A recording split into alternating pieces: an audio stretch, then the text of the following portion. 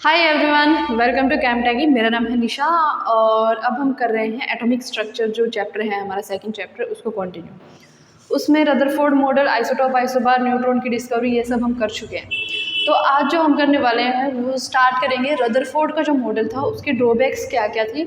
इसके बाद करेंगे इलेक्ट्रोमैग्नेटिक वेव्स क्या होती हैं, इलेक्ट्रोमैग्नेटिक वेव थ्योरी, उनकी प्रॉपर्टीज़ और कौन सी प्रॉपर्टीज़ हैं उनकी, ये सब कवर करेंगे। ठीक है, तो स्टार्ट करते हैं रदरफोर्ड का जो मॉडल था उसके ड्रॉबैक्स मतलब इसकी जो खामियां या कमियां बोल सकते हो आप लोग, क्या कमियां थी इसके अंदर।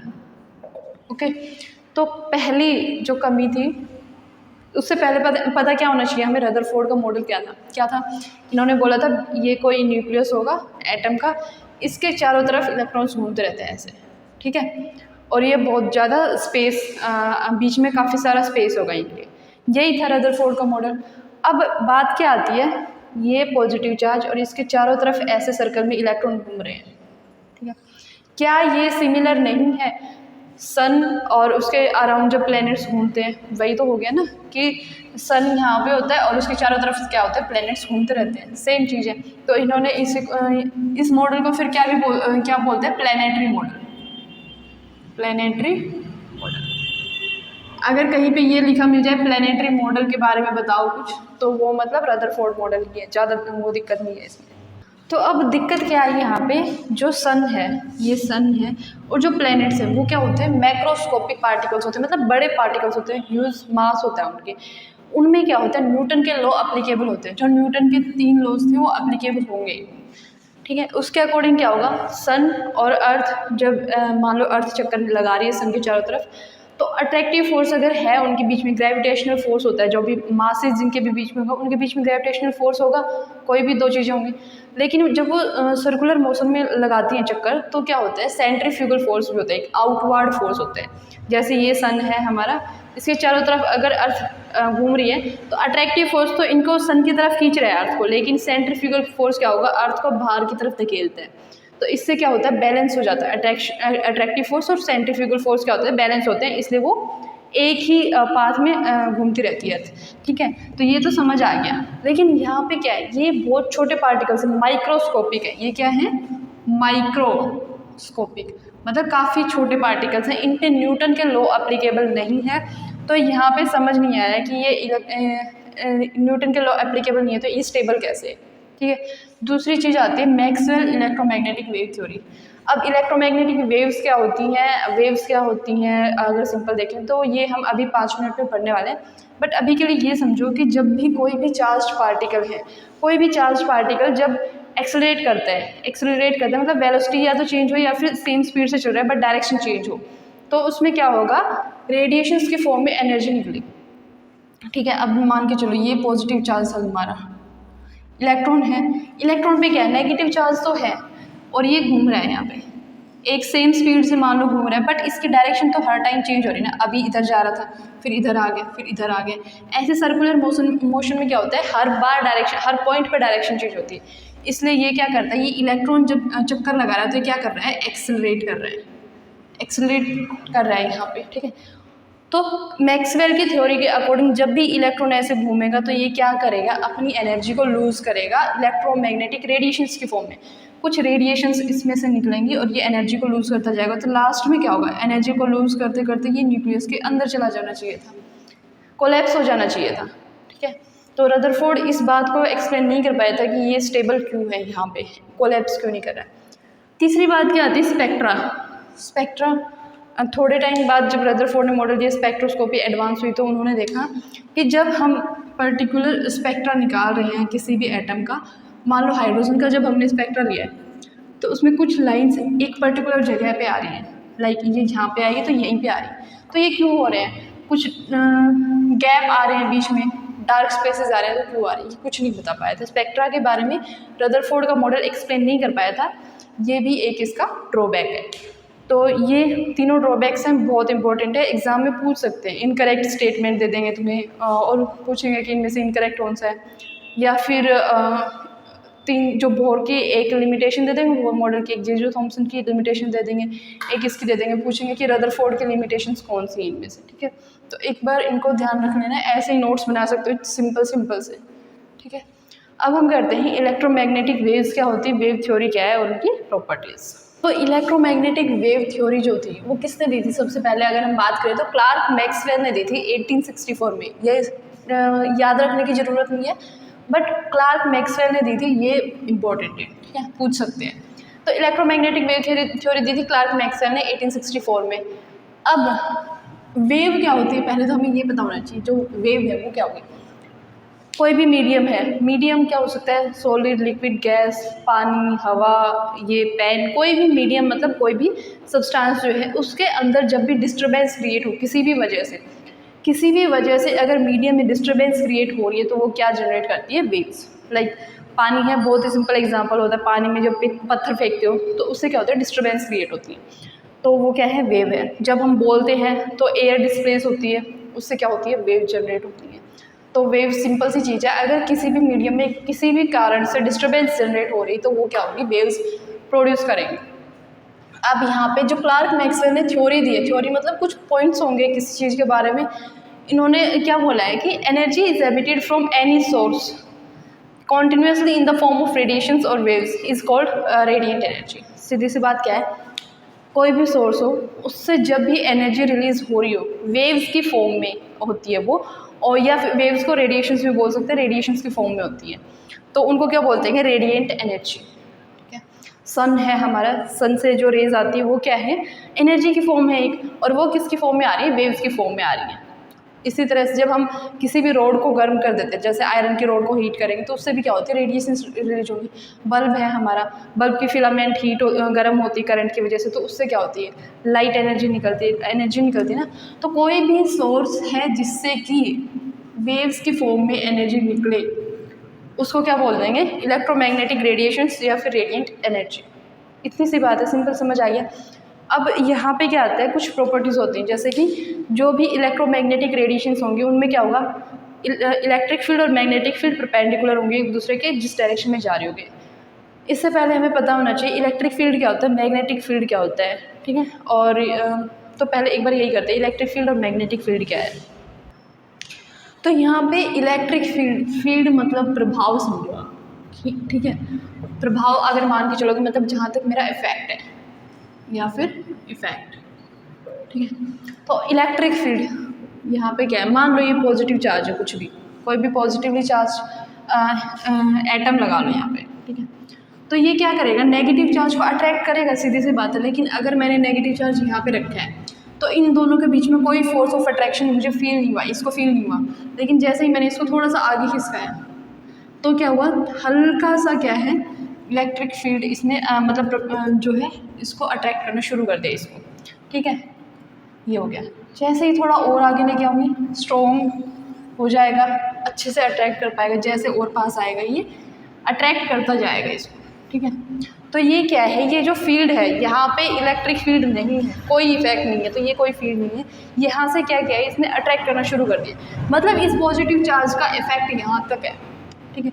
यहाँ पे हल्का है और इंक्रीज होता जाएगा जैसे जैसे पास आएगा, ठीक है। तो क्या होगा, ये जो लाइन्स होती हैं, जो सर्कल दिखा रखा है मैंने, ये क्या दिखा रहा है, इसका इलेक्ट्रिक फील्ड। इनके बीच की डिस्टेंस जैसे जैसे कम होती जाएगी, समझो ये फील्ड स्ट्रॉन्ग है और ये वीक है, अगर इतना दूर दिखाया है, ठीक है। एक्स्ट्रा सी बात है, बट फिर भी जैसे जैसे लाइंस पास होती है मतलब स्ट्रॉन्ग फील्ड है, और अगर लाइंस के बीच में गैप ज़्यादा है मतलब वो वीक फील्ड है, ठीक है। तो आई होप थोड़ा सा समझ आया होगा कि जितना जहाँ तक मैं अपना इफेक्ट शो कर सकती हूँ वो क्या है, इलेक्ट्रिक फील्ड, चार्ज पार्टिकल्स जो होंगे इलेक्ट्रिसिटी से रिलेटेड है। इसके बाद अगर बात करूँ मैग्नेटिक फील्ड की, तो दो पोल्स होते हैं किसी भी मैग्नेट के, नॉर्थ साउथ। सीधी सी बात है, 10th या फिर 12th क्लास में हम लोग पढ़ते थे कि नॉर्थ पोल से ऐसे रेज निकलती है और साउथ से ऐसे एंट्री कर जाती है, साउथ से निकल के, ठीक है। तो एक सेकंड, शायद ये ऐसे होता है, ऐसे शो करते थे लाइन्स को। इसका मतलब क्या है कि नॉर्थ और साउथ एक दूसरे को अट्रैक्ट करेंगे, और ये फील्ड क्या शो कर रहे हैं, वही चीज़ है। जितना जितना लाइन से बीच में गैप ज़्यादा होता जाएगा मतलब फील्ड वीक है, और यहाँ पे फील्ड स्ट्रॉन्ग है। डिस्टेंस कम होती जाएगी, फील्ड स्ट्रॉन्ग होता जाएगा, मतलब जहाँ तक ये अट्रैक्ट कर सकता है। या फिर अगर यहाँ पे भी नॉर्थ पोल अगर मैं कर देती हूँ तो जितनी डिस्टेंस तक एक दूसरे को रिपेल करेंगे वो क्या हो जाएगा, इसका मैग्नेटिक फील्ड। जितने एरिया में, फील्ड क्या हो गया, एरिया हो गया, मेरा एरिया है, ठीक है। तो थोड़ा सा समझ आया होगा। अब मैं सीधे सीधे बता देती हूँ कि इलेक्ट्रोमैग्नेटिक वेव्स, नाम से ही समझ आ जाना चाहिए, इलेक्ट्रोमैग्नेटिक वेव्स इनके बारे में पढ़ रहे हैं। तो वहाँ पे क्या होगा, इलेक्ट्रिक फील्ड होगा प्लस मैग्नेटिक फील्ड होगा और वेव जा रही होगी। ऐसे क्या ध्यान रखना है, इलेक्ट्रिक फील्ड, मैग्नेटिक फील्ड और वेव तीनों क्या होंगे, एक दूसरे के परपेंडिकुलर होंगे। अगर इलेक्ट्रिक फील्ड इस डायरेक्शन में है, एक्स डायरेक्शन में, मैग्नेटिक फील्ड वाई में होगा, तो ये होगा जेड डायरेक्शन में, इस डायरेक्शन में जा रही है। नहीं आया होगा समझ। अगर इधर इलेक्ट्रिक फील्ड जा रहा है, इधर मैग्नेटिक फील्ड है, तो वेव इस साइड जा रही होगी, अपने साथ लेके चल रही है ये दोनों को, ठीक है। एक बीच में क्लिप डाल रही हूँ, उसको थोड़ा ध्यान से देखना कि मैग्नेटिक फील्ड कैसे, इलेक्ट्रिक फील्ड कैसे है, वो एक बार ध्यान से देखो, ठीक है।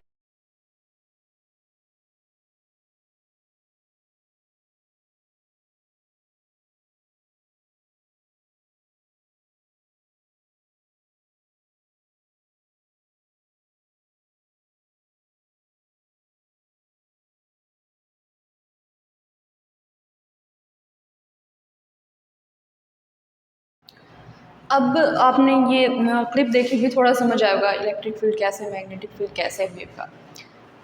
एक बात अगर मैं पूछूँगी, इलेक्ट्रिक फील्ड और direction of propagation of wave, wave जिस डायरेक्शन में जा रही है उनके बीच एंगल कितना होगा, तो बताओ कितना एंगल होगा, 90 डिग्री होगा, परपेंडिकुलर मतलब 90 डिग्री होगा, ठीक है।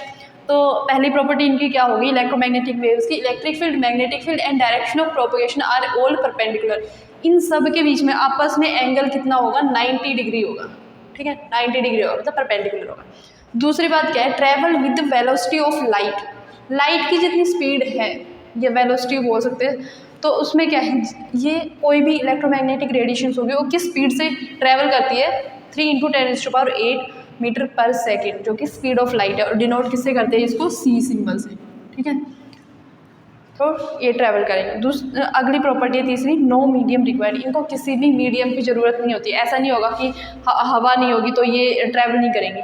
सन से रेडिएशंस आती हैं अर्थ तक, एटमॉस्फेयर से ऊपर कुछ नहीं होता, वैक्यूम होता है, तो वहाँ से भी ये ट्रैवल करके आती हैं। इसका मतलब क्या है, ऐसा याद रख सकते हो कि कोई भी मीडियम इनको रिक्वायर्ड नहीं होता, ठीक है। चौथी प्रॉपर्टी है same wavelength, frequency, speed and amplitude. ये टर्म्स हैं, अभी बताऊंगी कि वेवलेंथ क्या होती है, फ्रीक्वेंसी क्या होती है, स्पीड का तो आपको पता है, एम्पलीट्यूड क्या होता है।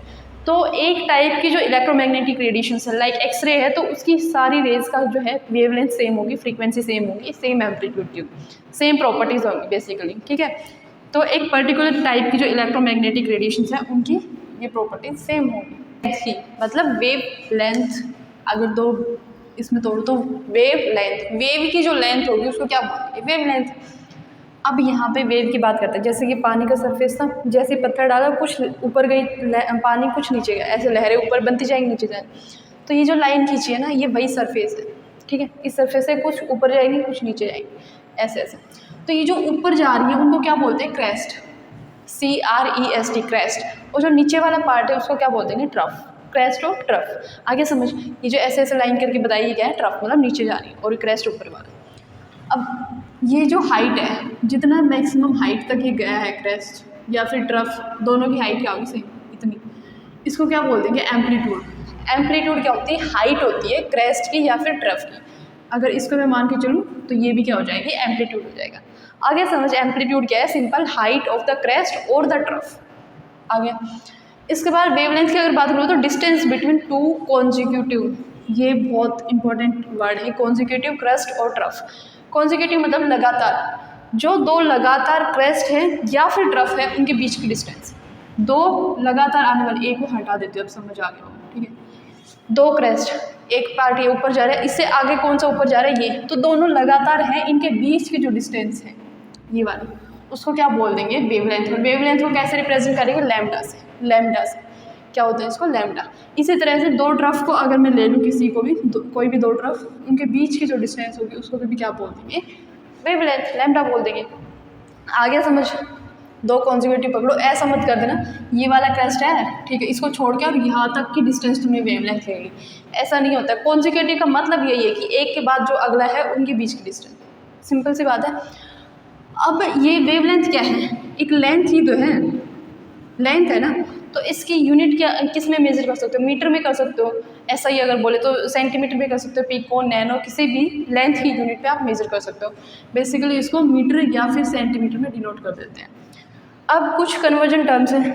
कभी कभी क्या होता है, हमें मोस्टली टाइम यहाँ पे जब न्यूमेरिकल सॉल्व करेंगे तो क्या होगा, एंगस्ट्रॉम, पिकोमीटर या फिर नैनोमीटर में गिवन होगी वेवलेंथ, उसको कन्वर्ट कर सकते हैं हम सेंटीमीटर और मीटर में। इनकी वजह से क्यों करना पड़ता है, क्योंकि जब हम यूज़ करेंगे स्पीड ऑफ लाइट, वो किस में मेजर करते हैं हम लोग, मीटर पर सेकेंड या फिर सेंटीमीटर पर सेकेंड, इसलिए ईजी हो जाता है अगर हम मीटर में कन्वर्ट कर लेंगे। तो अगर हमें एंगस्ट्रॉम में कुछ गिवन है तो एक एंगस्ट्रॉम में कितने मीटर्स होते हैं, 10⁻⁻10 मीटर या फिर 10⁻⁸ सेंटीमीटर। एक पिकोमीटर में कितना होगा, 10⁻⁻12 मीटर। एक नैनोमीटर में कितना होगा, 10⁻⁹ मीटर। ठीक है, ये मैं पहले भी करवा चुकी हूँ। ये जो कन्वर्जन वाली पूरी टेबल है वो मैंने ट्रिक के साथ याद करवाई है, फेमटो, जेप्टो, योटो सब याद करवाए हैं। पहली जो वीडियो वो आप देख लीजिएगा। ठीक है, इसके बाद बात करते हैं फ्रीक्वेंसी की, इसी में समझते हैं। चलो, एक तो ये वेव हो गई हमारी। इसके बाद अगर एक दूसरी वेव है कहीं से, किसी और चीज़ से जनरेट हुई है, वो क्या कर रही है, कैसी है, ये वाली। ठीक है, और मैं इस पॉइंट पे खड़ी हूँ, इसमें भी इस पॉइंट पे खड़ी हूँ, और मैं मान लेती हूँ यहाँ पे खड़ी हूँ। तो इसमें मैं मेज़र कर रही हूँ कि एक सेकंड में, दोनों ही पॉइंट्स पर मैं देख रही हूँ कि एक सेकंड में कितनी वेव्स यहाँ से निकली हैं। वेव क्या हो जाएगी, यहाँ से लेके यहाँ तक का जो पॉइंट है वो कितनी निकली, कितनी वेव्स निकली है। ठीक है, तो ये क्या कर रही है, धीरे धीरे आ रही है ऐसे ऐसे पूरा लंबी, क्योंकि वेवलेंथ है तो वेवलेंथ को कवर करने में टाइम लगेगा। एक वेवलेंथ को, डिस्टेंस ज़्यादा है, वेवलेंथ ज़्यादा होगी तो इसकी फ्रीक्वेंसी क्या है, एक सेकंड में क्या है, कम वेव्स जा पाएंगी। एक सेकंड में मान लो एक ही निकल पाएंगे। ठीक है, यहाँ पे क्या है, वेवलेंथ कम है इनकी। ये वेवलेंथ मान लो ये यहाँ से लेके यहाँ तक है, या फिर इन दोनों को अगर मैं मान के चलूँ, ये वेवलेंथ है, इसकी वेवलेंथ इतनी बड़ी है। ऐसे समझ आ गया, ये वेवलेंथ इतनी डिस्टेंस ट्रैवल करनी है इसको, और इसको एक वेव के लिए इतना कम। तो यहाँ पे एक सेकंड में क्या होगा, काफ़ी सारी वेव्स निकलेंगी, ज़्यादा निकलेंगी। तो इसकी जो फ्रीक्वेंसी है वो ज़्यादा है इसके कंपेयर में। थोड़ा सा आइडिया समझ आए कि होती क्या है फ्रीक्वेंसी। जल्दी जल्दी वेव्स अगर जा रही है, नंबर ऑफ वेव्स एक सेकंड में बहुत ज़्यादा निकल जा रही है, तो फ्रीक्वेंसी हाई है। अगर कम है तो कम फ्रीक्वेंसी होगी। अब इसको अगर मैं डेफिनेशन के तौर पे बोल तो क्या होता है, किसी भी एक पॉइंट से एक सेकंड में कितनी नंबर ऑफ वेव्स आ रही हैं, उसको क्या बोलेंगे, फ्रीक्वेंसी। ठीक है, एक सेकंड में नंबर ऑफ वेव्स कितनी जा रही हैं किसी एक पॉइंट से, पर्टिकुलर पॉइंट से, उसको क्या बोलेंगे, फ्रीक्वेंसी। और फ्रीक्वेंसी को डिनोट कैसे करते हैं, किस चीज़ से डिनोट करते हैं, सिंबल से, फ्रीक्वेंसी। इसको डिनोट करते हैं म्यू बोलते हैं इसको। ठीक है, म्यू से डिनोट करेंगे। इतना समझ आ गया होगा। अब इसकी यूनिट क्या हो सकती है, पर सेकंड बोल सकते हैं कि एक सेकंड में निकल रही है, मतलब पर सेकंड। तो इसकी यूनिट हो जाएगी पर सेकंड। इसको ऐसे भी डिनोट कर सकते हैं, या फिर सेकंड ऐसे इन्वर्स जो होता है उससे भी डिनोट कर सकते हैं। आगे समझ, पर सेकंड या फिर सेकंड इन्वर्स। और सेकंड इन्वर्स को क्या बोल देते हैं, हर्ट्ज। हर्ट्ज किसके बराबर हो गई, HZ से रिप्रेजेंट कर देते हैं। तो फ्रीक्वेंसी की यूनिट क्या है, पर सेकंड बोल सकते हैं, हर्ट्ज बोल सकते हैं, ये हो सकते हैं, पर साइकिल भी बोल सकते हैं। आगे समझ फ्रीक्वेंसी क्या है। वेव नंबर क्या होती है, number of waves in 1 centimetre. एक सेंटीमीटर की जो डिस्टेंस है उसके अंदर कितनी नंबर ऑफ वेव्स हैं, उसको क्या बोलते हैं, वेव नंबर। वेव्स का नंबर इन 1 सेंटीमीटर। ठीक है, 1 सेंटीमीटर याद रखना है। और इसको अगर हम कैलकुलेट करेंगे कि वेवलेंथ, मतलब एक वेव की लेंथ अगर लैम्डा है तो 1 सेंटीमीटर में कितना होगा, उसके अकॉर्डिंग ये रिलेशन आ जाएगा, mu bar is equal to 1/λ। और म्यू बार क्या है, वेव नंबर। म्यू बार क्या है, वेव नंबर, बराबर हो जाएगा 1/λ, यानी कि 1 वेव लेंथ। ठीक है, तो म्यू बार जो है वेव नंबर है, उसकी यूनिट क्या हो जाएगी, 1/λ। 1/λ को किस में मेजर कर सकते हैं, मीटर या फिर सेंटीमीटर में करते हैं हम लोग। तो इसकी यूनिट क्या हो जाएगी, पर मीटर और पर सेंटीमीटर, कोई भी लेंथ की यूनिट का इन्वर्स होगा। ठीक, तो ध्यान रखना, वेव लेंथ क्या होती है, एक वेव की जो लेंथ है, 2 कॉन्जिक्यूटिव ट्रफ और क्रेस्ट के बीच की जो डिस्टेंस है उसको बोलेंगे। फ्रीक्वेंसी क्या होगी, एक पॉइंट पे खड़े होके जितनी सेकंड में वो जितनी नंबर ऑफ वेव्स निकल जा रही है, एक सेकंड में जितनी नंबर ऑफ वेव्स निकल जा रही है उसको बोलेंगे फ्रीक्वेंसी। वेव नंबर क्या होगा, number of waves in 1 centimetre distance, 1 centimetre पे कितनी नंबर ऑफ वेव्स है, और ये किसके कैसे रिप्रेजेंट करेगी, म्यू बार से, और किसके बराबर होगा 1/λ, और 1/λ है तो इसकी यूनिट क्या हो जाएगी, मीटर इनवर्स या सेंटीमीटर इनवर्स, यूनिट्स ध्यान रखना, ठीक है। अब एक बहुत ही इंपॉर्टेंट बेसिक सा रिलेशन जो है वो है c = म्यू इंटू लैम्डा, यानी कि स्पीड, ये क्या है, स्पीड ऑफ लाइट है, ठीक है। लाइट की जो स्पीड होती है कितनी होती है, 3 × 10⁸ मीटर पर सेकेंड, किसके बराबर हो जाएगी, फ्रीक्वेंसी इंटू लैम्डा वेवलेंथ, ठीक है। याद रखना बहुत इंपॉर्टेंट है, हर एक क्वेश्चन में इसका यूज होगा, c = म्यू लैम्डा, ठीक है। ये 2 फॉर्मूलाज हैं, ध्यान रखना। एक पीरियड होता है, पीरियड नाम की टर्म होती है, बहुत रेयरली यूज़ करते हैं इसको। पीरियड क्या होता है, फ्रीक्वेंसी का उल्टा होता है, 1/फ्रीक्वेंसी। 1/फ्रीक्वेंसी क्या होगा, पीरियड, और पीरियड को डिनोट कैसे करते हैं, टाउ से, ठीक है। एक बार मैं ये 2-3 फॉर्मूले जितने हैं वो सारे दोबारा से लिख देती हूँ आपको। सबसे पहला याद रखना है c = म्यू लैम्डा, ठीक है। दूसरा जो याद रखना है, म्यू बार = 1/λ, और जो तीसरा है tau = 1/, speed of light, frequency, wavelength, wave number, wavelength है, पीरियड, और ये क्या है, फ्रीक्वेंसी, ठीक है। सिंपल सी चीज़ है। अब बात कर लेते हैं, एक इलेक्ट्रोमैग्नेटिक स्पेक्ट्रम होता है, लाइक इलेक्ट्रोमैग्नेटिक वेव्स होती हैं, उनको 7 टाइप की वेव्स में बोल सकते हैं, 8 टाइप की वेव्स जो है उनमें कैटेगराइज किया है, इंक्रीजिंग वैल्यू ऑफ वेवलेंथ या फिर डिक्रीजिंग वैल्यू ऑफ फ्रीक्वेंसी के टर्म्स में, ठीक है। तो जो इलेक्ट्रोमैग्नेटिक वेव्स का जो स्पेक्ट्रम है, किसी की फ्रीक्वेंसी कम होती है, किसी की ज़्यादा होती है, उसको अरेंज किया गया किस वे में, डिक्रीजिंग फ्रीक्वेंसी, इधर से इधर जब जाएंगे तो फ्रीक्वेंसी डिक्रीज होगी और वेवलेंथ इंक्रीज होगी। हमेशा ध्यान रखना, वेवलेंथ और फ्रीक्वेंसी इन्वर्स होते हैं एक दूसरे के, ठीक है। वेवलेंथ और फ्रीक्वेंसी क्या होते हैं, एक दूसरे के इन्वर्स होते हैं, एक इंक्रीज होगा तो दूसरा डिक्रीज होना ही है, क्योंकि c = म्यू लैम्डा, अपोजिट होते हैं एक दूसरे के। तो सबसे पहले आते हैं कॉस्मिक रेज, फिर gamma rays, X rays, U, ultraviolet rays, visible rays, infrared, micro और रेडियो, ये है इनके नाम, cosmic, gamma, X rays, UV rays, visible, IR, micro और रेडियो। इसको याद कैसे रखना है उसी सीरीज में, सिंपल सी बात है, क्लासिकल गाड़ी XUV होती है, XUV जो गाड़ी होती है, क्लासिकल गाड़ी XUV इन माई रेंज, जो क्लासिकल गाड़ी XUV है वो मेरी रेंज में है। इसको कैसे याद रखना है, क्लासिकल गाड़ी XUV इन माई रेंज, सिंपली याद रख लोगे। तो इधर से इधर जा रहे हैं, फ्रीक्वेंसी कम हो रही है, वेवलेंथ इंक्रीज हो रही है। तो अब क्या करते हैं, ये ध्यान रख लोगे, इसको मैं हटा रही हूँ यहाँ से। फ्रीक्वेंसी की वैल्यूज याद रख लेते हैं, थोड़ा बहुत पता होना चाहिए, आइडिया होना चाहिए, वैसे कंपेयर तो कर ही पाओगे कौन सी कहाँ पे आएगी अब अगर ये टर्म याद रख लिए। तो अब क्या है, फ्रीक्वेंसी और मेजर किस में कर रहे हैं हम, सेकेंड इनवर्स में। तो 10⁻23 जो सेकेंड इनवर्स है, उससे ज़्यादा अगर फ्रीक्वेंसी तो वो सारी क्या होगी, कॉस्मिक रेज, ठीक है। इसको याद रखेंगे, 10⁻23 होंगी, उससे ज़्यादा होगी तो कॉस्मिक रेज, 23 और 10⁻19 के बीच में होंगी तो होंगी गामा रेज, 19 से 17 20 से 16 के बीच में होंगी, 20 से 16 के बीच में होंगी एक्स, 17 से 14 के बीच में होंगी अल्ट्रावायलेट, और ये 10⁻14 सेकेंड इनवर्स से ही होती है, उतने में ही आती है 14 to 14। और इनकी वेवलेंथ ध्यान रखना, विजिबल जो लाइट है उसकी वेवलेंथ होगी 400 नैनोमीटर से 800 नैनोमीटर के बीच में, ठीक है। फिर आते हैं IR, क्या कितना हो जाएगा, 10⁻14 to 12, फिर ये 12 से 9 से 4 के बीच में, ठीक है।